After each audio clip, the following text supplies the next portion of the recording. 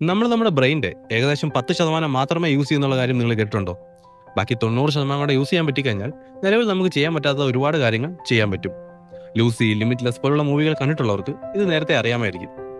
ഇത്രയും ഫാസിനേറ്റിംഗ് ആയിട്ടുള്ള idea completely wrong ആണ്. 1800 അവസാനം മുതൽ ഈ ഐഡിയ നമ്മളുടെ ഇടയിൽ പോപ്പുലർ ആണ്. ന്യൂറോ സയന്റിസ്റ്റുമാർ നമ്മുടെ ബ്രെയിൻ പരിശോധിച്ചപ്പോൾ അവർ കണ്ടത് ഒരു ചെറിയ ഭാഗം മാത്രം വർക്ക് ചെയ്യുന്ന ബ്രെയിനെ അല്ല, പകരം 24/7 വർക്ക് ചെയ്യുന്ന ഒരു ഇലക്ട്രിക്കൽ സ്റ്റോമാണ്. നമുക്കിതിനെ പരിണാമപരമായിട്ടൊന്ന് തട്ടിച്ചു നോക്കാം. നമ്മുടെ ബോഡി വെയിറ്റിന്റെ ഏകദേശം 2% തലച്ചോറിന്റെ ഭാരം. എന്നാൽ ഇതേ തലച്ചോറ് നമ്മുടെ ഡെയിലി എനർജി യൂസിന്റെ 20% യൂസ് ചെയ്യുന്നുണ്ട്.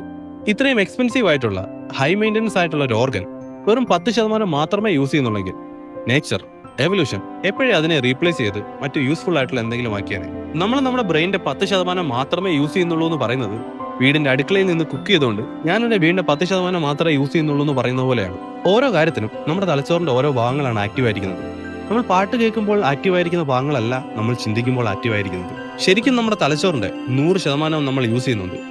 മാക്സിമം പൊട്ടൻഷ്യൽ കിട്ടാൻ വേണ്ടിയിട്ട് തലച്ചോറിന്റെ 90% ഉപയോഗിക്കേണ്ട, പകരം ലേണിങ്ങും പ്രാക്ടീസും ചെയ്താൽ മതി.